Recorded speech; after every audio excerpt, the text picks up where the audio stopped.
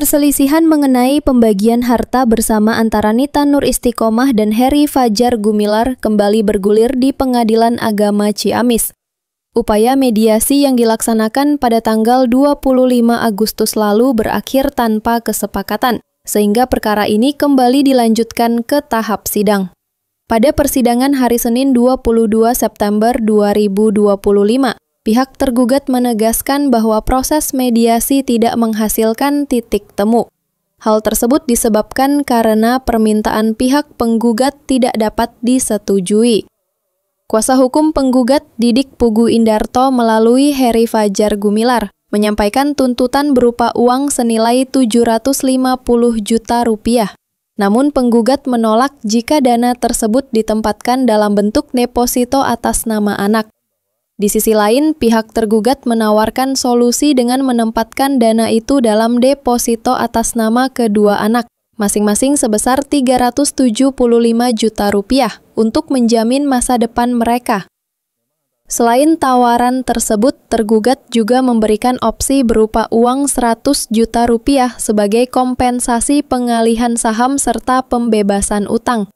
Akan tetapi, seluruh tawaran itu tidak diterima oleh pihak penggugat. Dengan gagalnya mediasi, sidang akan dilanjutkan ke pokok perkara dengan agenda penyampaian jawaban tergugat melalui sistem elektronik. Sengketa ini tidak hanya menyangkut harta bersama, tetapi juga meluas ke persoalan hak asuh anak. Heri Fajar Gumilar mengajukan gugatan hak asuh ke Pengadilan Agama Tasikmalaya. Menurutnya, langkah tersebut diambil sebagai wujud tanggung jawab hukum sekaligus moral terhadap masa depan sang anak. Heri menilai dirinya selama ini telah menanggung penuh biaya hidup dan pendidikan anak, termasuk asuransi pendidikan, meskipun anak tersebut tinggal bersama neneknya.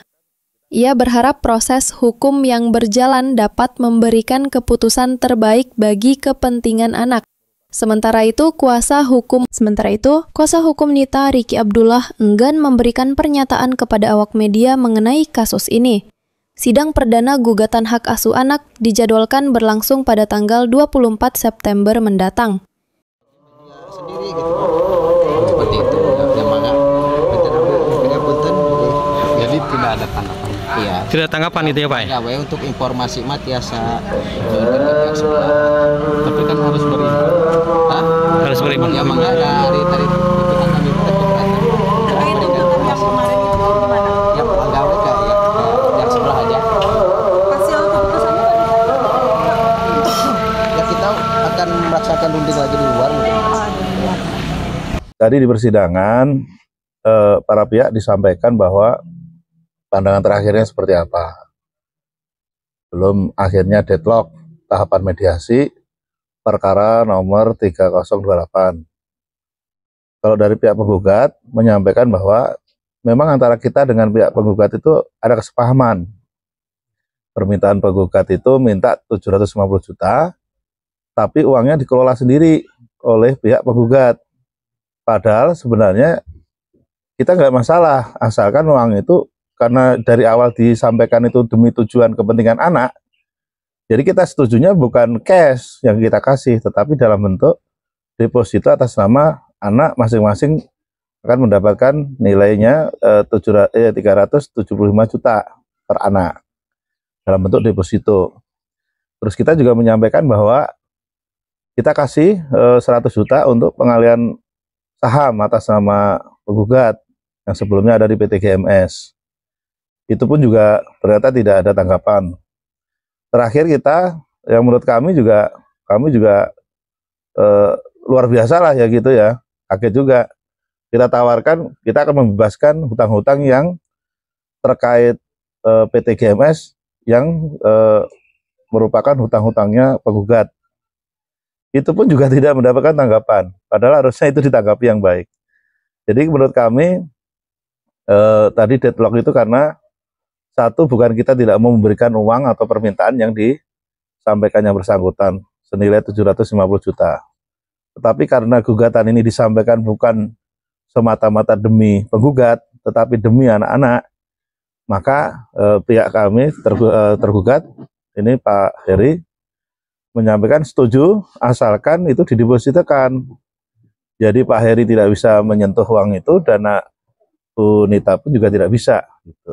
Tapi nyatanya kan tawaran-tawaran itu ternyata dikesampingkan atau tidak mendapatkan respon yang baik. Ya mungkin seperti itu, tadi seperti itu.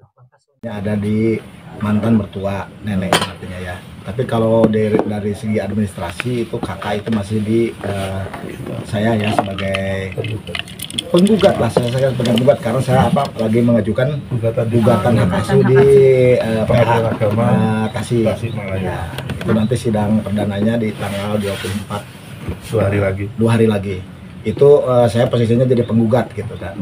Nah, untuk kenapa saya mengajukan gugat hak asuh anak, karena saya merasa ingin sangat bertanggung jawab lah ke anak itu kan, daripada secara legal nggak mau ada misalnya nanti kedepannya berebut apa gimana gitu. Kita mau ditentuin lah gitu sampai ke hak asuh. Karena apa? Karena dari awal sampai akhir pun yang membiayai dari pihak saya gitu sebagai penggugat. Sampai sekarang pun saya kan masih yang walaupun posisi anak itu ada di neneknya, itu yang membiayai tetap dari pihak kita sebagai penggugat ya di PH Tasik. Kalau di Ciamis itu kan lain perkara ya. Nah, itu yang di Tasik itu saya merasa sangat berhak untuk mengajukan gugat hak asuh anak itu, karena demi kepentingan, benar-benar demi kepentingan anak ya. Karena saya itu dari beberapa tahun ke belakang udah mempersiapkan anak itu dari segi pendidikannya, apa itu dalam bentuk asuransi EduPlan, BCA. Dari Kabupaten Ciamis, Jawa Barat, reporter Heri Herianto melaporkan untuk Salira TV.